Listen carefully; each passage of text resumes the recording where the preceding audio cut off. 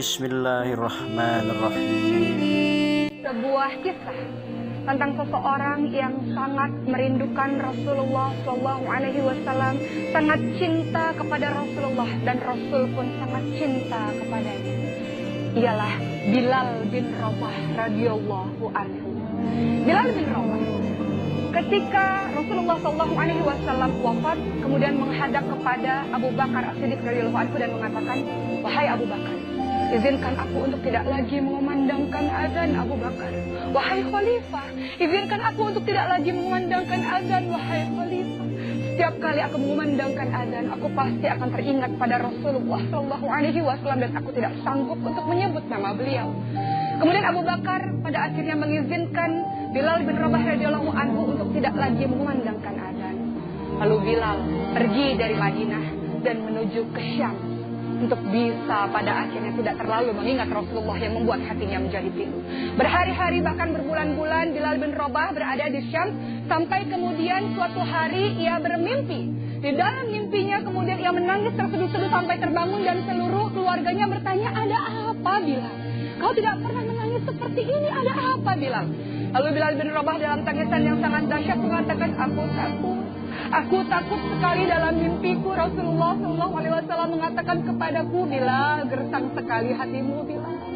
Bilal, sudah matikah hati engkau, Bilal? Sudah tidur dan tidak rindu lagi engkau kepadaku, Bilal? Sudah tidak pernah lagi engkau mengunjungi aku di Madinah, wahai Bilal. Alangkah gersang, alangkah matinya hatimu, wahai Bilal." Maka Bilal dengan tangisan yang terseduh-seduh mulai kembali lagi ke Madinah. Ia mulai mengambil ontanya, kemudian ia mulai berpacu untuk terus menuju ke Madinah. Ia tidak pernah beristirahat dalam perjalanan itu. Ia terus pacu untanya untuk apa? Untuk bisa sampai ke Madinah. Tangisnya sudah berderai-derai karena rasa kerinduan yang amat dahsyat. Aku takut, wahai Rasul, ketika engkau datang dalam mimpiku, engkau mengatakan hatiku gersang, engkau mengatakan hatiku mati. Aku rindu padamu, wahai Rasul. Dengan terus-menerus menangis, dengan terus-menerus tangisan yang amat dahsyat, ia memacu ontanya dengan sangat cepat sampai masuk ke dalam kota Madinah. Ketika pada akhirnya ia melihat kota Madinah, ia mulai merasakan amat rindu yang luar biasa. Kemudian ia katakan bahwa, "Wahai Rasul, di dalam bangunan ini aku pernah ada bersamamu, wahai Rasul. Wahai Rasul, di dalam kota ini aku pernah berjalan-jalan bersamamu, wahai Rasul. Wahai Rasul, kerinduanku sudah memuncak kepadamu, wahai Rasul. Maafkan aku yang pernah meninggalkan Madinah. Maafkan aku yang tidak pernah berazan lagi karena aku terlalu rindu padamu dan aku tidak sanggup untuk mengumandangkan azan karena di dalamnya ada namamu." Lalu Bilal bin Rabah pun pada akhirnya terus berjalan sampai akhirnya di depan makam Rasulullah Shallallahu Alaihi Wasallam. Kemudian sudah tidak ada lagi suaranya karena suaranya sudah dihabiskan sepanjang perjalanan. Dengan suara parau dan lirih ia mengatakan, "Assalamualaikum ya Habibullah, Assalamualaikum ya Rasulullah, Assalamualaikum ya Nabi Allah. Aku rindu padamu, wahai Rasulullah. Aku rindu padamu, wahai Nabi Allah. Maafkan aku yang tidak pernah memandangkan azan lagi, wahai Rasulullah." Apa kemudian yang terjadi? Abu Bakar menepuk perlahan pundak Bilal bin Rabah dan mengatakan, "Wahai Bilal, kau kembali lagi ke Madinah. Apa yang terjadi pada engkau, wahai Bilal?" Kemudian Bilal mengatakan, "Aku takut, Abu Bakar. Aku takut, Abu Bakar. Di dalam mimpiku Rasulullah SAW datang kepadaku dan mengatakan, hatimu mati, wahai Bilal. Kau tidak pernah rindu lagi padaku. Hatimu mati, hatimu gersang, wahai Bilal. Aku takut Rasulullah meninggalkan aku, wahai Abu Bakar." Bilal dengan tangisan yang terdesak-desak bercerita kepada Abu Bakar bagaimana perasaannya yang sangat rindu kepada Rasulullah SAW. Lalu Abu Bakar berkata kepada Bilal, "Bilal, kini saatnya engkau kembali mengumandangkan azan lagi. Orang-orang sudah rindu dengan suara azanmu." "Tidak bisa, Abu Bakar. Engkau tahu bahwa dulu setiap kali masuk waktu sholat, aku selalu datang di hadapannya Rasul, di rumahnya Rasul, dan aku selalu mengatakan, 'Rasul, waktu sholat, Rasul, waktu sholat, Rasul.' Dan kalau aku tidak berkunjung ke rumahnya Rasul, Rasul yang datang ke tempatku dan mengatakan, 'Bilal, waktu sholat, Bilal, waktu sholat, Bilal.' Dan aku bersama Rasul jalan terus menuju ke masjid, dan aku naik ke menara, Rasul menunggu di bawah. Sebelum mengumandangkan azan, aku selalu menoleh ke arah Rasul dan aku mengumandangkan azan, dan aku lakukan itu setiap hari, sehari 5 kali. Dan sekarang sudah tidak ada lagi Rasulullah. Aku tidak mampu lagi untuk mengumandangkan azan, wahai Abu Bakar.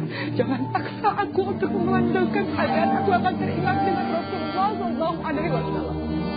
Lalu Umar pun menepuk-nepuk pundak Bilal dan mengatakan, Bilal, kumandangkanlah azan. Orang-orang sudah rindu dengan suaramu, wahai Bilal. Kembali Bilal menangis terseduh-seduh. Aku tidak bisa memandangkan azan. Aku terlalu rindu dengan Rasulullah Sallallahu Alaihi Wasallam. Lalu ada dua anak kecil yang datang, kemudian menarik-narik baju Bilal. Dia adalah Hasan dan Husain. Kemudian mengatakan, wahai kakek Bilal, kumandangkan azan. Kau kembali lagi ke Madinah dari Syam, kumandangkan azan. Wahai kakek Bilal, kami rindu dengan suaramu, wahai kakek Bilal. Bilal pada akhirnya sudah tidak mampu menolak lagi Hasan dan Husain. Ia peluk kedua anak itu dan mengatakan, wahai Rasul, aku mencium bau keringatmu dari kedua anak ini, wahai Rasul. Aku rindu padamu, wahai Rasul. Dengan tangisan yang berderai-derai, ia sengaja terus-menerus menjatuhkan air matanya karena rasa rindu yang amat dahsyat. Dengan permintaan dua anak kecil Hasan Husain yang bau keringatnya saja sudah mengingatkan Bilal bin Rabah kepada Rasulullah SAW. Maka pada malam hari itu di waktu sahur menjelang subuh, di waktu subuh, Bilal kemudian memutuskan untuk mengumandangkan adzan. Orang-orang sudah mulai berkumpul di dalam masjid dan kemudian Bilal, si orang yang hitam ini namun dengan pancaran wajahnya yang sangat bercahaya, mulai kemudian memecah barisan dan kemudian mulai beranjak ke menara dengan tangisan yang terseduh-seduh, kemudian dengan tubuh yang bergetar, dengan tangan yang sudah dingin. Hari ini aku akan memandangkan azan lagi, aku akan menyebut-nyebut nama Rasulullah lagi. Orang-orang kemudian melihat Bilal, ia kembali lagi dari Syam menuju ke Madinah. Bilal ingin mengumandangkan azan. Lalu ketika Bilal pada akhirnya perlahan-lahan mengumandangkan azan, Allahu Akbar, Allahu Akbar, semua orang menangis, semua orang rindu akan suara Bilal. Dan orang-orang yang ada di luar masjid mengatakan, apakah Rasulullah hidup kembali? Apakah Rasulullah hidup kembali? Apakah Rasulullah ada di muka bumi ini lagi? Mereka berbondong-bondong berlari-lari menuju ke masjid dengan harapan Rasulullah bisa hidup kembali. Namun apa yang terjadi? Tidak, Rasulullah tidak hidup kembali. Tidak, Rasulullah sudah dipanggil oleh Allah Subhanahu wa Ta'ala.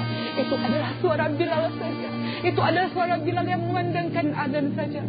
Orang-orang kembali menangis terseduh-seduh karena suara Bilal mengingatkan mereka akan Rasulullah Sallallahu Alaihi Wasallam. Lalu Bilal terus memandangkan azan dengan hati yang bergetar, dengan tubuh yang bergoncang. Kemudian ketika mengucapkan syahadat, asyhadu an la ilaha illallah, disebutkan nama Allah Subhanahu wa Ta'ala, kembali bergetar. Namun ketika disebut nama Rasulullah Sallallahu Alaihi Wasallam, asyhadu anna Muhammad, ketika sampai kata Muhammad, Bilal pingsan, Bilal terjatuh, dan seluruh orang yang berada di dalam masjid menangis meraung-raung karena merasakan kerinduan yang amat dahsyat pada Rasulullah Sallallahu Alaihi Wasallam. Di dalam masjid mereka satu persatu tumbang dan pingsan ketika Bilal pada akhirnya mengucapkan kalimat Muhammad, Nabi Muhammad Sallallahu Alaihi Wasallam. Ketika Bilal pada akhirnya mulai terbangun dari pingsannya, Bilal mengatakan, aku tidak bisa lagi mengumandangkan azan, terlalu rindu aku pada Rasulullah Sallallahu Alaihi Wasallam. Maka jangan paksa aku mengumandangkan azan.